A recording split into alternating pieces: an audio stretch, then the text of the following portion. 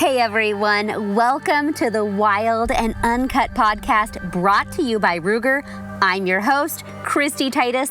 Thank you for tuning in. The line is going hot, so let's go full send on this episode.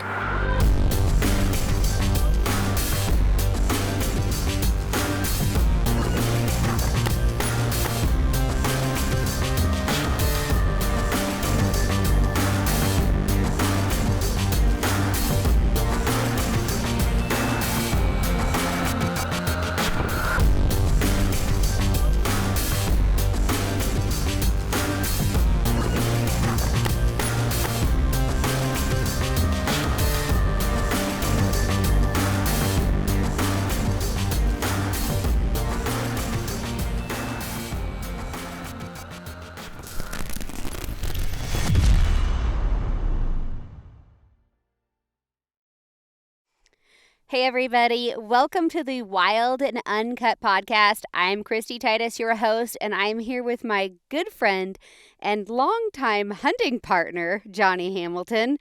We've known each other, we're going back this week trying to figure that out. Your son was 11 years old. How old is Trav now? He'll be 21, so we've known each other about 10 or 11 years. Whew. Dates me. It's December 2nd. And it's 70 degrees in Colorado here. Unbelievably hot, but we're at a beautiful place. Johnnie and I have been doing some hunting here with a hunt giveaway winner and had a great week out here so far. It's been awesome. Thank you so much for an incredible trip. Hey, I've enjoyed it, as usual. Oh, yeah, we always have a good time. Johnnie is has a master's degree in wildlife biology and has an extremely unique perspective, and a perspective I think is really good for a lot of people to hear on wildlife management and some of the politics behind management, successful management models. And I really have been just dying to sit down with you and talk about things that you've experienced, not only with your degree in wildlife biology, but things that you've experienced over the last 30-something years as a guide and outfitter. And then also, you do a tremendous amount of wildlife management efforts with ungulates, with predators like black bears and mountain lions. I mean, your resume with wildlife stewardship is long, it's impressive, and the ranches and the farms that you work with and the state agencies you work with, they take a lot of listen to what you say, and for good reason. Well, and I think it with all the different agencies. I mean, we're on a private ranch today, and as private landowners, they can view management in multiple ways. I mean, and you mentioned just the animals. As far as on this particular ranch, we've got several ungulates, we've got several predators, but when you're managing, you've also got to manage your land. This rancher is probably one of the best ranchers I've ever met in my life. I mean, he wants his ranch better today than it was yesterday, and he wants it better tomorrow. He's extremely one of those ranchers that goes out and he puts water in for the wildlife. Mm-hmm. And even though he does some grazing here with livestock, he's a firm believer, keep that water on year round, just for the wildlife. So when you talk about wildlife management, it can encompass a wide range of perspectives. And in your free time, you're out there on the ground and you actually spray for noxious weeds, invasive weeds that come in and destroy habitat that benefits wildlife and really beautifies wild places as well. And so you're seeing it year round out here.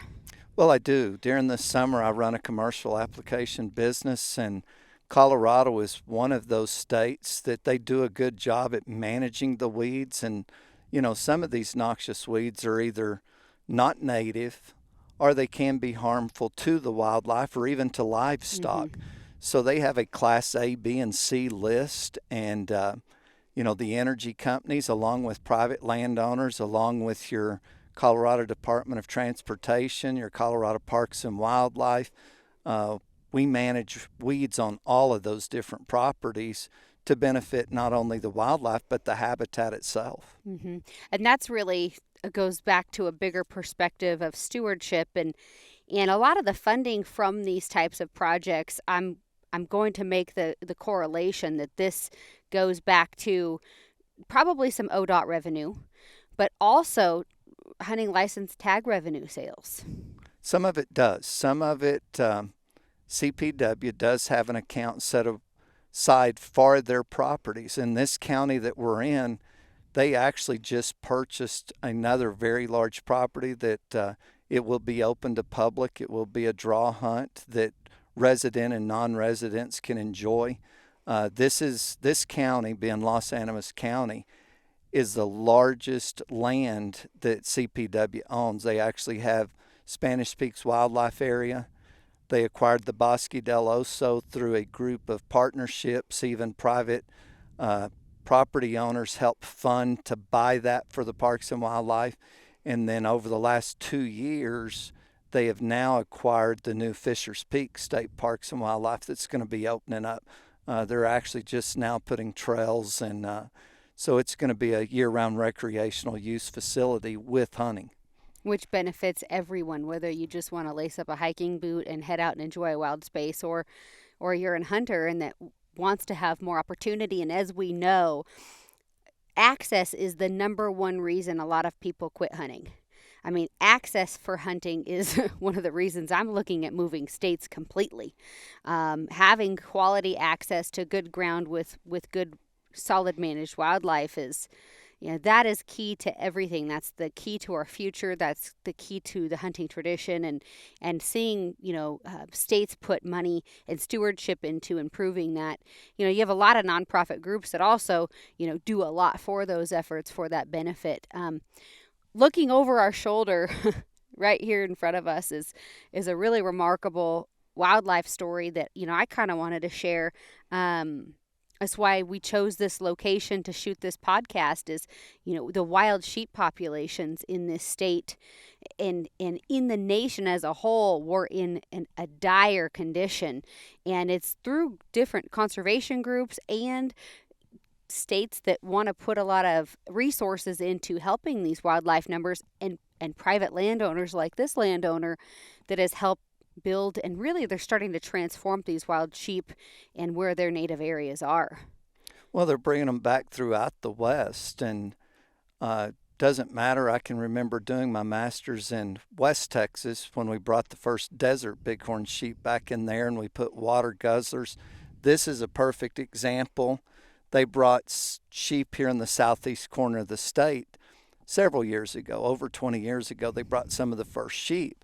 Well, this particular canyon, up until about 5 years ago, did not have a sheep in it. But we were within 20 miles of some of the sheep herds, and this particular landowner, along with Colorado Parks and Wildlife, want to start expanding these sheep within these canyon drainages. And they brought roughly 15 ewes and one ram.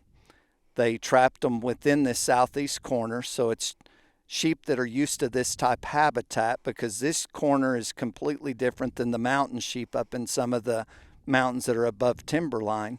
So they wanted to keep the sheep population from this local group. And they brought them over, and the ranch foreman was telling me, I wasn't here on the release, but it really scared them. They brought the sheep over in an enclosed trailer. They turned them loose, and the ram took off across the antelope flat with the collar. And he looks at the sheep biologist and goes, now what are we going to do? We just dumped sheep here with no ram. Now all these ewes are here and they don't even have a ram. And the biologist said, Mike, don't worry about it. Said, they will be back come breeding season. Those rams will know. And he's like, there's no way. The ram just disappeared going across country in a dust trail. The following year, we get into right now, we're right here in December. Late November, December's the breeding. Not only did that collar ram come back, he brought rams and ewes that weren't collared through the drainage system, and they ended up right here. We now started with 15 sheep. Last year they did an aerial survey, and we've over doubled that population. Now we're over 30-something sheep in this one little drainage. Well, literally 800 yards from us is 2 rams and a ewe. So, I mean, what you guys did with Colorado Fish and Wildlife really is transforming this canyon. And this canyon doesn't look big, but don't let land deceive you from what you're seeing on the video, because this canyon is massive and it just keeps going, and it's perfect habitat for these animals. Well, it is, and it all connects into the Purgatory River drainage. You've got all these. This is what they call Miller Canyon, and what's really neat to see, Kristy, and we all talked about it, is the sheep we were looking at just a while ago, none of those have collars. Mm-hmm. So that's not the original transplant sheep they brought. These are sheep now that are starting to expand range and come in here. Mm-hmm. This is actually the largest concentration of sheep within the state of Colorado now, is out on this southeast corner in this canyon drainage system. And Parks and Wildlife, along with all the private landowners, are really happy with what's happened. It's been going on, I believe we've started the 5th year this year. A lot of these sheep through the years was a draw only, and it was extremely hard tag to draw, but the population finally got big enough that the landowners, along with Colorado Parks and Wildlife, got together and they started a private sheep program, and the ranchers get a given sheep tag, and they will get it for 3 years, and then a public hunter gets to come in and hunt a sheep. On this particular ranch, along with the other ranches, I believe nearly every one of the public hunters is a guided hunt. Mm-hmm. And it's not an additional fee. It is no additional So fee. that's one thing, you have these private landowners that are helping make this tremendous investment to bring these species back. And there's a lot of people, like myself included, you can kind of get your hackles up and think, oh yeah, well, that's great for some wealthy man that can come in and afford that tag. I'll never be that person. But that's really not the case. There's always that double-edged sword where you have, you're ranching for wildlife and you're working for wildlife, but this is still an opportunity for the average person to come in and benefit without, buying a sheep hunt. So even though it's on private land, it's still a public resource. It's managed that way, and the public is welcomed in here to have opportunity to hunt. That, if you guys think about it, this opportunity wasn't here. What'd you say? 5 years ago. 5 years ago. I mean, that's tremendous. That's tremendous growth in such a small window of time. Well, up until they started the program, it was a draw only, and most of these private ranchers charged a trespass fee. Mm-hmm. So now if you're the public hunter that does draw that tag, and the reason we do guide it, and most all the ranches put that hunter up at no charge, we go out with the guide. One, we want that public hunter to be successful, and two, we want guys on the ground that kind of know where the sheep are. We can age the sheep and make sure we're taking an older ram that is at the right age to harvest, because if you just turn some of the guys loose, if they've never looked at a lot of sheep, sometimes it's hard to tell a 6-year-old to a 10-year-old. Mm-hmm. So that's one reason. We want to make sure that the public hunter that gets to experience this has a great hunt. Mm-hmm. And that's really important too, because judging these sheep, knowing how to judge a growth ring, knowing how to tell, well, what's considered a full curl or 3/4 curl, or what's a legal ram? Do you have mature tags and immature tags? There's a lot of dynamics, and they all vary, obviously, with each game management unit, and every situation might be slightly different. And so, but this is just such a tremendously successful model. It just goes to show you one component of wildlife management that hunters are really setting forward and setting the tone for, that's benefiting, the populations of wild sheep throughout the country. And we've seen a tremendous success with desert bighorn sheep. I mean, those numbers were dismal at best, and now we've got fantastic numbers coming, and the desert bighorn sheep herds are doing fantastic with relocation and expansion. Well, we've added them to states we've never seen them in. They're now taking off. So the sheep program is really special. Some of these can be bought from a private, like you mentioned. The nice thing about this particular rancher, which I thought was very unique, he has a certain percentage that he wants the hunter to donate X number of the hunt to a nonprofit. So it can go to a Wild Sheep Foundation, it could go to SCI, it could go to Colorado Parks and Wildlife, or any other wildlife nonprofit organization where that money will go back in and benefit the wildlife. Other projects you're involved in, there's so many to, that I want to kind of get through in this podcast. So I'm going to push back and pull away from this sheep relocation and move into what I thought was really fascinating, a study that you were involved with here in Colorado, a calf mortality study. Can you talk a little bit about what you guys or what Colorado Department of Wildlife was doing with their calf mortality study? Well, it was a Colorado Parks and Wildlife did that study. I just happened to be on a ranch or two working there where I got to help collar a few of them. So it was really not my study. It was through CPW, but being able to help collar some of those calves we kept. But they would have to catch these little calves usually within the first 48 hours of being born. If you don't catch them then, they've usually got their legs underneath them and you're not going to catch them. Exactly. So we were literally out there in calving grounds watching calves being born, sneaking in and putting an expandable GPS collar on their neck.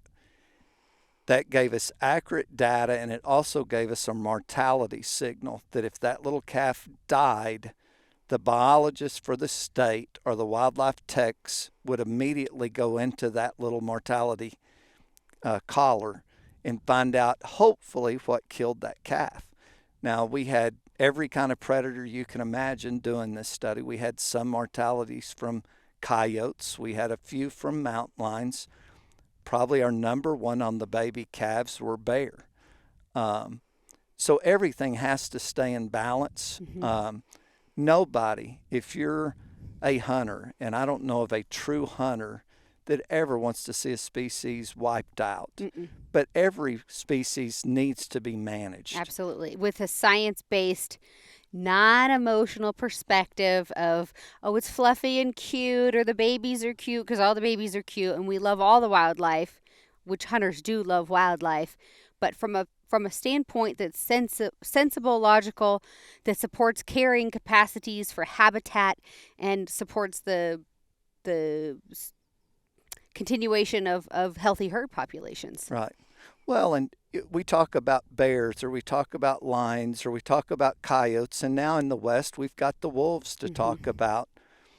And I used to teach high school science, and so many people, when you actually ask our teachers within these public schools about certain animals, they have perspectives that are filled with propaganda in their box, and Absolutely. They don't have enough science to back what they have, so they believe the pamphlet that was left in their box. Bears, you can't imagine how many people love to go to Yellowstone and watch the grizzlies, or go here in Colorado and watch the black bears. It's crazy how many people go, well, I didn't know bears ate meat. I thought they just ate fruits and nuts and grass.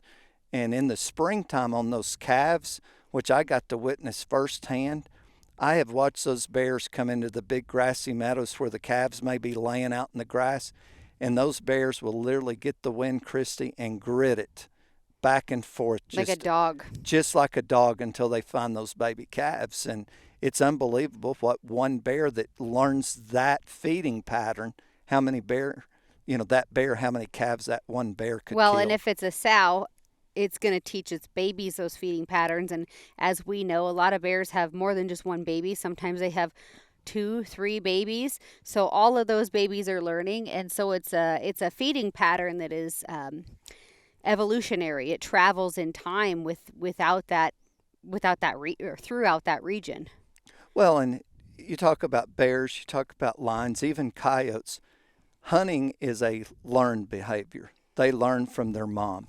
If their mom is a good hunter, whether it's berries and nuts and animals, they're gonna learn being an omnivore. If you get to lions, it's how efficient was that mom killing, and how efficient did she teach the offspring of a lion to kill. Now, I'm not going to say everybody. The bears have a purpose, so I'm never going to beat any species up. But we talked about wildlife management, and this past spring was probably the wettest year we've ever seen in Colorado. So there was plenty of grass, plenty of cover for all the elk calves and the mule deer fawns and the whitetail fawns to have plenty of cover to hide from the predators. A year before, we were in a severe drought. I mean, you could go across the prairie and the grass wasn't 2 inches high. So your mortality intake those given years are going to always be higher. As a biologist, that's something I like to watch, because even hunting elk, like you like to hunt, if we have a drought year like we had 2 years ago, and we know we did not have a good calf survival that year, if you will write it down in a calendar and keep track, you know in 7 or 8 years, when you should be looking for that age class of bulls that are in their prime, they're not there. If you don't keep track of that weather pattern, you will never know that, well, why aren't we finding the big bulls? Why aren't they there? Well, 7 or 8 years, due to the drought, calves not being able to survive, whether the moms were in poor condition and just didn't milk, or whether it was predators. So that's something, as a biologist, you have to look for the future, not just today. That's a really good point. And I think a lot of people, we see this trend with antler growth, and we think about the immediate ramifications of a drought and how it's going to affect hunting season, especially, a lot of people that have top heavy and in preference points in a particular unit, perhaps a trophy unit. Man, if there's a drought year, they may hold off on putting in for those trophy unit tags because they're concerned about the immediate ramifications. This is looking out generationally, not just what's in front of us today. And that's a really important perspective on weather patterns. And I mean, this drought right now, this heat right now, I'm not sure what that's going to do for us next spring. I don't know, honestly, what the ramification for this is going to be, because I've never been here and had to be so warm. And it's been, the whole fall this year has been unseasonably hot. And I'm not going to go into global warming because I'm not in on that, okay? So don't go there, guys. This is just weather patterns. It changes. Well, it's cyclic. Weather's always going to be cyclic. Right now, if you just look around, there's plenty of grass. So the animals this year are going to have plenty of feed. You will always have to watch. Now, one thing people don't think of as a biologist, last spring was extremely wet. We were getting rain after rain after rain. Sometimes, not all the times, but we always think, boy, the antler growth is going to be really great this year. Well, if that rain's hitting at the wrong time and your nutrients are getting leached out of that grass, the protein content goes down. So you may not have the antler growth. Some of the biggest bulls we've ever killed was in a drought year because that grass was super high protein. Those older mature bulls just have a knack for finding some little honey hole where they've got water and good feed, and they still produce great antler growth. So it's not always even on the rain. You hear that a lot. But a lot's going to depend what the protein was that given time period of antler growth to what you're going to produce.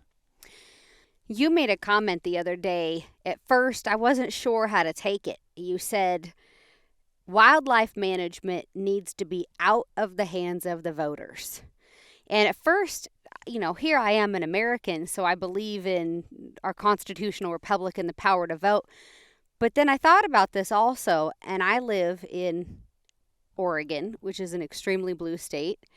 Our wildlife management is subpar, in my opinion, on multiple accounts. The Fish and Wildlife every year degrades our hunting opportunities, and a lot of that, in my opinion, is based on pressure from political influence and not on science. And a lot of, our hunting opportunities in Oregon, like hunting with hounds, has been put in the hands of the voters and taken off the table, which basically means that mountain lion hunting is not existent in Oregon. We can spot and stalk black bears. Baiting is done. Hunting with hounds is done. And only specific units in the state can even spring bear hunt. Now, we just saw in Washington state, they just eliminated spring bear hunting altogether in that state, which is going to make black bear hunting extremely difficult, especially when you're talking about your highest mortality rates for those calves and fawns is from bears, or can be from bears. And now we're in the spring and we're not hunting those big predators when they're hunting our most vulnerable ungulate populations. So the voting hands, if you're in a blue state especially, having these decisions in the hands of those people is not in the best interest of wildlife. It needs to be in the position of, okay, this is based on science, this is based on fact, not an emotional narrative that's being fed by a PR firm to the general population. Well, so much of it's on agendas. And just like this state, 20 something years ago, we could hunt bear over bait or with hounds. It got voted out. Trapping coyotes or predators with traps went to padded only. California was voted out years ago on their lines. They now take more lines in California with paid government hunters than they did when it was opened up to the public. Well, and they're doing the same thing in Oregon. They're using paid government hunters, and it's under the radar of the general population, and they're going in and they're hunting lions, and they're paying someone hundreds of thousands of dollars a year. It's costing the government to manage these big cats instead of having a hunter like me or you come in with a dog or a pack of hounds and go in and manage that and pay the state for that opportunity to keep these populations in balance. And it makes absolutely zero sense. Well, and that's where I said we've got to keep some of that out of a voting population. If you have true biologists, they can set the limits that they feel like will keep that species at the right amount. And this year we got voted on, for wolf reintroduction here in Colorado. The wolves, we've already had some of the wolves come into northwest Colorado out of Wyoming. We now have some pictures of wolves in the southwest corner, which I really want to see what our state agencies are going to do and what our state. I fully believe that those are the Mexican gray wolves, the Lobo, that they transplanted in Arizona, New Mexico. Complete different species. It's a smaller species that is truly endangered. The big timber wolf that they brought in from Canada, I mean, Kristy, if we went back and pulled hair on the Smithsonian Institute wolves, and we had all these different subspecies of wolves, the red wolf, the timber wolf, and wolves for Wyoming and Colorado that were around, some of those wolves may not exist, and you hate it. Yeah, maybe they got killed out, but extinction can be a natural process. Now, that may have happened faster, been, human related, but you don't bring a non-native species into an area that is not used to that. And if so, at least have a good scientific plan to manage and keep everything within check, or you're going to throw that whole ecosystem off. And that's what's happening in certain areas is, the state agencies that see the wolves, whether it's Wyoming or Idaho or Montana. Now you're getting wolves into Oregon. We're getting a few into northwestern Colorado. They're taking the state agencies' hands out of play because of lawsuits. And when they brought the first wolves in, Bruce Babbitt, Secretary of Interior, brought them into Yellowstone. And all the different groups within that, the environmental groups and all, signed an agreement. There was only going to be X number of packs, X number of wolves, and once we reach that, then each state should be able to manage their wolves. Well, what happened is they reached it way quicker than they thought they were going to reach it. We've always been heard, even in my school, it was always the alpha male and the alpha female. They did the breeding, and everybody else was subordinate within that pack. Well, when they dumped the first groups of wolves into Yellowstone with such a prey-rich environment within that national park system, you had every subordinate female getting bred, or they were just breaking off. A pair of them would just break off a pack. And, so we reached that number extremely quick. But instead of letting the states take their management plans over, it's been in one lawsuit after another lawsuit. So we've got to get out of the agenda. The best thing is, let the biologists know the true facts, the true data for every species and manage it the way they need to be managed. So we have every state has their own independent wildlife commissioners, and each wildlife commissioner will have a zone, that they talk to the general public, that they do wildlife research, and they kind of report back and help set tag quotas, license standards. And these are all governor appointed positions by the governor themselves. So if you have a state like mine and you don't agree with the policies that your governor is putting forth, the wildlife commissioners that they put into position of authority over our wildlife may not even hear the side of science. They're not necessarily on our team. They're not necessarily on the team of making sure what's best for wildlife. They oftentimes have an agenda. So what do you think? What can people do to help offset that? Well, I think one is go to the public meetings. Those are actually open meetings. There will be, just like any board, there's a deal for executive session where it's going to go behind closed doors. But, Kristy, I've gone on multiple western, New Mexico, Colorado, Utah. I've been to several Arizona commission meetings. The everyday hunters don't show up to this. This is why we're getting forest roads closed. We're losing access to hunting land. The commissioners that sit there, a lot of them do not have the knowledge or the background, even if they're presented with good scientific data on an agenda that needs to happen for the benefit of that wildlife species. They may not know even how to read the data that Biologist has presented because they've just been appointed to the board. We've had them business owners. We usually have a cattleman on there. We have them from different regions, but we've had some of the business owners that, they may be a candy maker. They may not truly be an outdoorsman, or they may be, an accountant or an attorney, but never into the wildlife end of it. So when they're presented that, it's like, who's going to persuade the board to go which way? And the other consideration, too, is a lot of these positions, from wildlife biology to game commissioners, some of them are anti-hunters. Some of them have never hunted. Maybe they're not anti-hunters, but maybe they're individuals that have never hunted or experienced hunting and don't understand how conservation works through hunting. And that's a really dangerous position as well, for the sport of hunting, but also for the future of wildlife, because again, you get in some of these agencies, you have an agenda that infiltrates, and once that's in there, it's so hard to get out.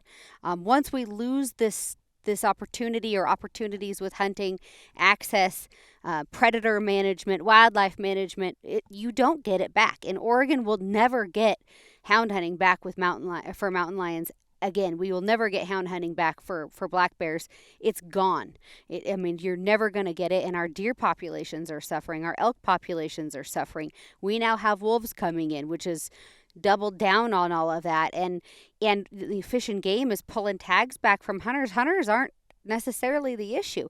But also, it's putting pressure on these governors to appoint qualified individuals that have a scientific approach to management, that aren't just for 100% for the hunter's rights, that are also an equal balance. Okay, we love hunting in our state, but we had a bad winter killer. We have blue tongue that ripped through it. Maybe we need to pull some tags this year. When wildlife numbers come back, we bring tag numbers back up. Or it's a balance, and it goes so much more than just punishing hunters or benefiting hunters. It's got to be that balance. Well, and a lot of it, as bad as we talk about it, we're doing a podcast. 30 years ago, there was nobody even knew what a podcast was. Social media and the media in general can show so many people the good or the bad, depending where you want to go with it. A perfect example, and a lot of people, and I learned this firsthand, in California, they went to re-vote on the line just a few years ago. And there was a family that had lost their child to a line. They literally gave permission to use the footage of that child cashed out by a line. He had been killed, drug under a tree, partially eaten and covered. they had pictures and footage they were going to put into a commercial on TV to air the other side. Mm-hmm. No, we can't do that. That's not good for putting on TV. But yet the Censorship. antis won't censorship a kitten or a little bear cub getting shot and calling us hunters. Mm-hmm. 99.9% of the time, that's either a poacher that has shot that or a wildlife officer had to put a poor cub or a kitten down because something happened to the mom and maybe the rehabilitation center. But you won't ever hear that on a commercial. So they can persuade those non-hunters voting, you know, oh, look at them shoot this poor kitten or this poor little black bear cub or this little predator young, but we can't put a commercial out there showing, hey, a lion could kill my kid. I mean, we're having more mountain lion attacks throughout the West than we've had in forever. Mm-hmm. You know, we've had one killed this year here in the state. Mm-hmm. A few years ago, we had a young high school student running on the track, and a lion caught the girl early morning, killed her right there on the high school track.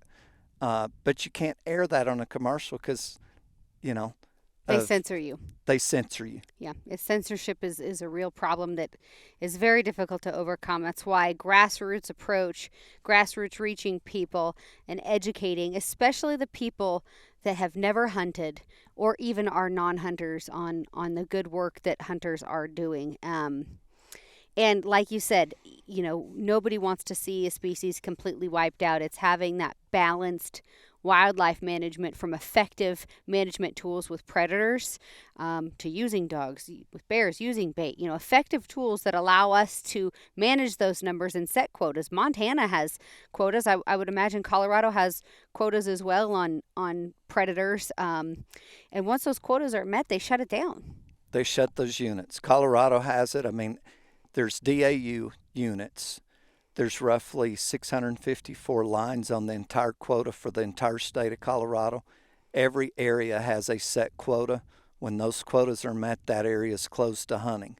The only animals that could be taken once a quota would be with a game warden or a USDA trapper, where an animal has either come in and harmed a human or has depredated on livestock. So let's take a different direction once again. I want to go deep dive to some degree on managing public ground for quality animals. And this can be a widely debated topic. But for example, I drew the Book Cliffs tag this year for mule deer. And this is supposed to be a quality unit with high buck ratios. The unit's known for producing some 200 type deer. Trophy quality now is kind of has a diminishing standard in that mid, you know, anything over 170 in that unit is considered a trophy quality animal. I did harvest a buck above that standard, so I was there 12 days. But what I saw within that unit was a lot of 6 and 7-year-old 3-point bucks that are never going to be a 4-point deer, and the quality of that animal is diminished, but their body size is enormous. We watched a fork and horn buck one day push around a 4x4 because he outweighed the deer by 100 pounds. Well, who's breeding the does? It's not the 4x4. It was the fork and horn who will have the opportunity to breed. And when we talk about wildlife management, even these units having subcategories of management, you know, releasing tags of, okay, we're going to issue so many trophy only tags, but then we're going to do some management tags to manage. It's difficult to do on public land because you have your own self accountability versus a private ranch where you're out with a guide, you have standards that are put on by the landowner, and it is difficult to set. What are some suggestions that, you know, we could maybe take, in your opinion, to wildlife agencies to help manage that public resource on public land so that we have better quality animals for us all to enjoy hunting? Well, I think one, if we could go to the commissioners when they're setting, like Colorado sets a big game management every 5 years, season dates, structures, and all. But on deals like that, until we can get a tag that says a management deer and put it in our brochures that a management deer is a 3x3 older mature buck, 3x4, that's never going to be a trophy. The problem you have, and I guarantee you that's what they'll say, well, how's a young guy going to know the difference, or a hunter just out on public going to know the difference from a 2-year-old to a 4-year-old? Well, it's no difference than these sheep. We set minimum in most of these units of a half curl ram or bigger. So set it, put, picture diagrams in your brochure. But if they gave, one, it would open more hunting opportunity up. Mm-hmm. Two, maybe even do a youth management hunt. Mm-hmm. What youth wouldn't want to go out there and get to hunt? But they're going to have to do something, because just like you going to Utah, if I drew the tag, I'd be the same way. It's a quality unit. I'm not going to go shoot one of those 160-inch 3x3s. No.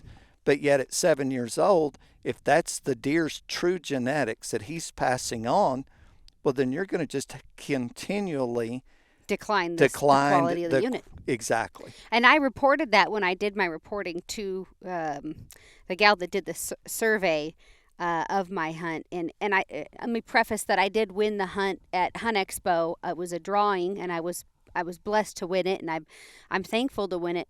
But you look at a unit like that, and you see the potential of where it's going. You see the hunting, Hunting Fool's reporting that the unit's on a decline, and it's like, well, what's changed? What's changed is that the ones that need to be being hunted aren't being hunted right now in that unit in particular. And like you said, opening it up to other opportunity. And can be tough to judge an age on an animal when you're excited or you're young, but it's not an excuse not to know. Yep. And it's just an educational tool, really. Well, it's something that the divisions across the West have to figure out, because this is where, most hunters dream of going to the West. Mm-hmm. Whatever state it is, they dream of getting to go hunt a mule deer or getting to go hunt an elk on our national forest, our BLM lands, our state lands, our state wildlife areas throughout the West. And until those divisions set better management practices on some of these areas, it will never get better. And the divisions themselves through the years caused that. I mean, I look back, I had friends that their granddads and stuff came to Colorado back in the 40s and 50s and 60s. Kristy, it was unbelievable to see some of the black and white photos of, what 30-inch buck you were going to shoot. It was like, which one did you like? Mm-hmm. Who had the stickers, who was the clean. And I mean, you'd see these pickups, they could shoot 2-3 bucks in some of these units, and they had those hunts in the rut when, as you know, if you're going to kill a big mule deer, the rut may be one of the easiest times because they're right there with the does. Mm-hmm. So it's all management, and some of the states have got better. But to get back to your management on these threes, they're going to have to do something that gets a separate tag, because if you draw a trophy unit, you're going to look for a trophy. Mm-hmm. Well, after a period of time, you've shot the big 200-inch deer out, and now you have these old giant. I've even seen some 2x2s. Mm-hmm. I've got one in my house that you probably saw, that 30 inches wide and 6-inch bases. That, I mean, he could have bred any doe he wanted to. There was not a buck going to mess with that deer. Mm-mm. No, and it is tough to manage wildlife through the public and through public hunting, but it's something as hunters that we all have to be willing to look in the mirror and say, okay, we need to take responsibility for the quality of our own animal herds. And another thing that is, I know, a frustrating, and you guys are seeing it here, we have a trophy unit in Oregon called the Winnehaw, and it's for elk. And when you draw that unit, you're waiting over 20 years for the tag, and it's a trophy bull tag. And Fish and Game dumps spike-only hunters in there, on top of these guys that have waited half their lifetime or more sometimes to hunt a trophy bull. And then you have people in there doing things that, they may or may not be doing or shouldn't be doing with party hunting standards. And I'm not saying everybody's a rule breaker. I'm just saying there are times it happens. But regardless, if I'm hunting a trophy bull and I've got a spike hunter that just bumps my trophy bull I've waited half my lifetime for, I'm mad, but this is happening across the United States. Well, it is. I mean, we've got one unit that for non-residents to draw a state wildlife area takes 15 years, and it's for an archery hunt. Well, that's in September. They're hoping to come in and catch the bulls bugling. Well, in that archery season, they'll throw deer hunters in there, but then they will throw a draw bear hunt with the rifle. So now you've got this poor guy that's waited 15 years, all these hunters on a small piece of property where the surrounding area is all private land, and the elk just leave. I had a friend from Illinois draw the muzzleloader hunting there a few years ago, and he saw one 280 bull, and he put over 100 miles on that piece of property, and the elk just dispersed. They've been pushed between bear hunters and doe hunters and cow hunters and the archery hunters that have been in there. The elk just can't take that much pressure at any given one time. And, that's a whole nother issue, Kristy, that they're going to have to figure out, yes, we want stuff hunted, but break it out in days. Okay, you may get X number to go in and find a bear, and it may not be in September. It may be first week of October, just to keep a better hunting opportunity, because he was out of state, wasted 15 years to get that tag, and he's like, I should have just went public land hunting. I had just as good a chance. Mm-hmm. And I think a lot of that goes back to your wildlife commissioners. And everybody needs to keep in mind that I'm not saying Fish and Wildlife is a bad guy. I think a lot of our Fish and Wildlife officers endure a lot and really do have the best interest of wildlife at heart. But at the end of the day, their checks are wrote by the American hunter, or international, I should say also. But the hunters were writing their checks, and those tax dollars and that revenue has to come from somewhere. And it is a money game, and sometimes it's not always in the best interest of wildlife when they're issuing tags and making decisions like that might not be in the best interest of the hunter that's waited 15 years for that tag. It's not in their best interest to have all those people in there and all those other opportunities kind of dumped on one another. So having a good relationship, I think, with your wildlife commissioners is important, and let them hear your voice on these types of concerns. It's the only way we're going to emit change, or enact change, I should say, and see kind of a viable difference in it. And there's so much to it. Everybody wants to go hunting. We all want access, and it's such a delicate balance of opportunity, what's best for wildlife, and revenue. And I think, a lot of people give trophy hunting this horrible poo-poo. Oh, trophy hunting, you paid what for a commissioner's tag? Well, commissioner's tags are out there, governor's tags are out there. These tags are out there so that these states can issue fewer tags, and while at the same token generate the revenue dollars that they need to sustain the projects and programs they're trying to fund. So instead of giving those tags a bad name, we should all realize that those funds are absolutely imperative in order to keep the number of hunters out of the woods and also do the best stewardship for wildlife. As much as it sucks because I can't afford them. I mean, I just can't. But those studies are not cheap. When No. you look at GPS collars on lines or GPS collars on, elk or deer, depending on the studies. I mean, we've got fish studies. That's a whole nother deal we didn't even talk about. Mm-hmm. I mean, you can go into fish just like we went into the ungulates and the predators. Now, one thing I do want to say before we end this is sometimes your field game wardens may be your best guys. They're truly the voice for that animal within the area they hunt. And sometimes they have feelings for those animals more than maybe the commissioners do, because they're really the grassroots on the ground for that division, and yet they can't speak up. Mm-hmm. Even on the wolf issue, you can have a game warden go, well, we really don't agree with it, but our department won't let us say anything. Mm-hmm. So they're there really to do their job on the ground and take care and kind of give the animals of their area a voice.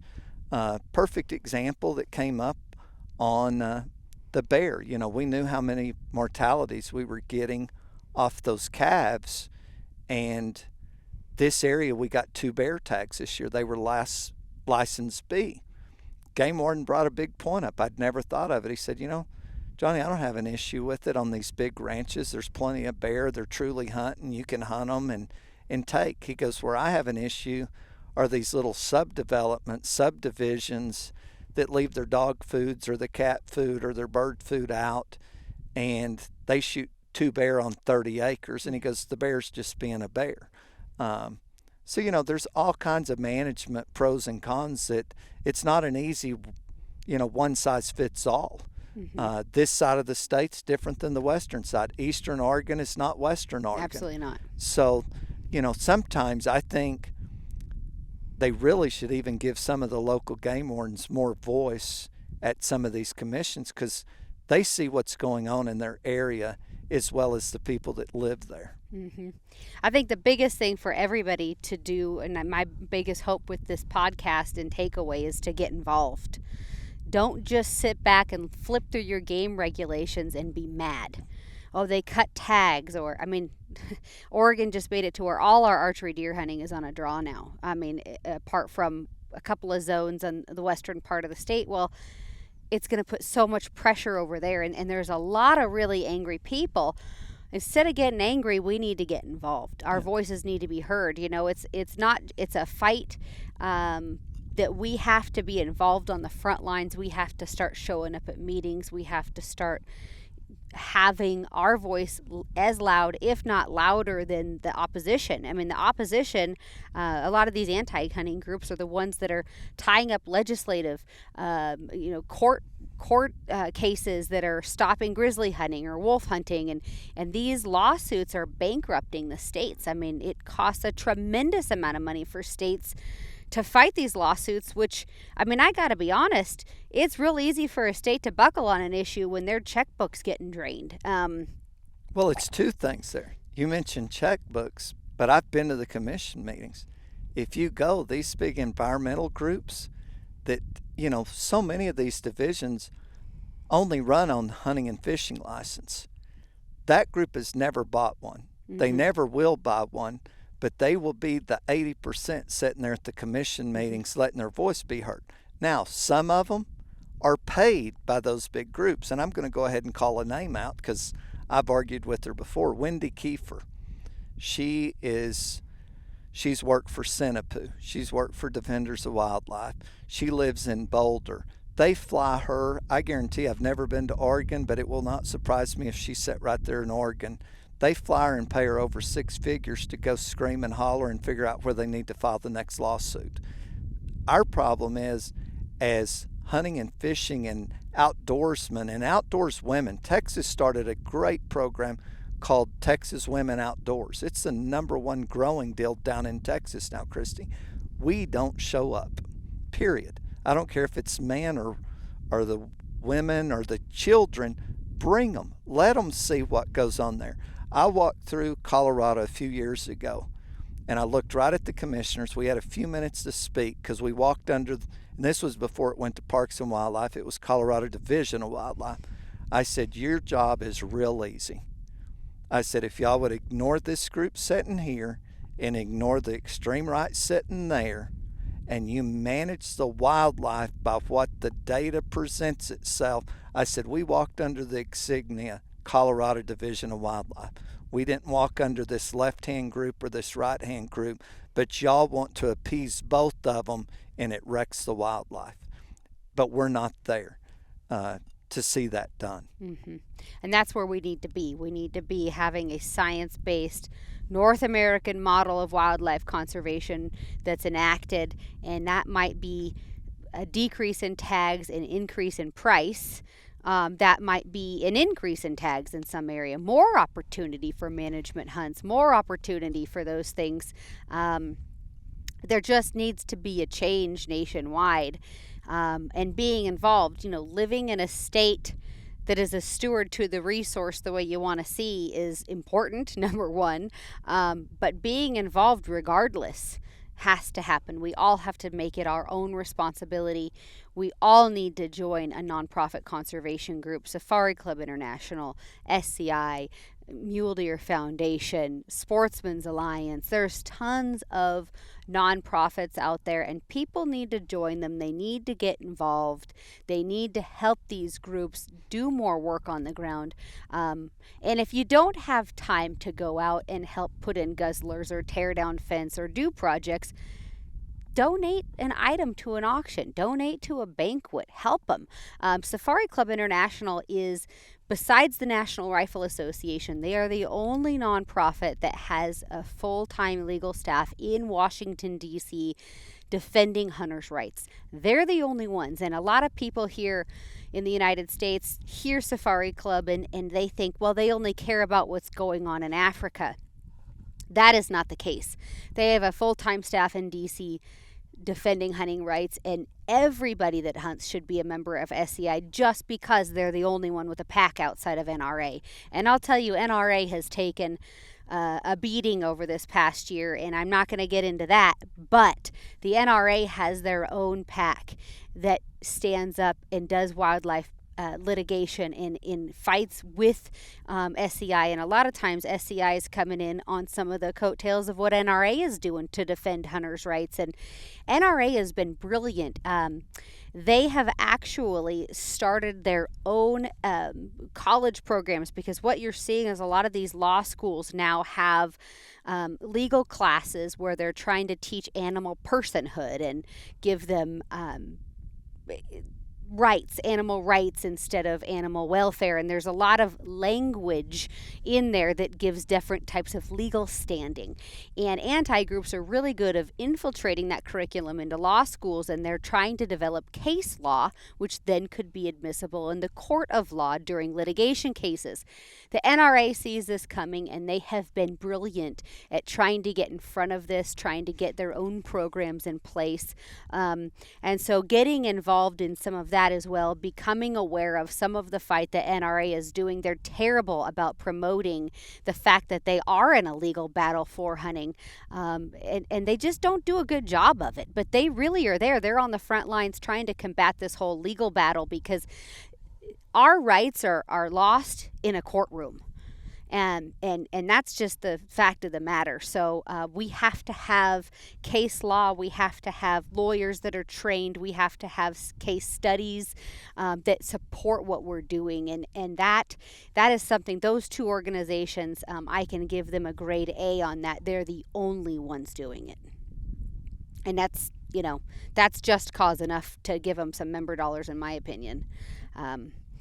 But I hope all of you guys that are watching hopefully maybe picked up something from this, Johnny. I just appreciate your time and your expertise, and for sitting down with us in this absolutely beautiful place. Just being able to see bighorn sheep here, and knowing just 5 years ago this wasn't a possibility, and thanking the good works that landowners like this one are doing, and they're on the front lines of making a difference for everybody. And I just appreciate you very much for joining me today. Thank you. Enjoyed it. All right, you guys, we'll see you on the next episode of the Wild and Uncut podcast. Thank you for joining us. Thank you for listening to the Wild and Uncut podcast. If you would like to hear more, be sure to subscribe to my Pursue the Wild digital series on YouTube, and follow me at Kristy Titus on Facebook and Instagram.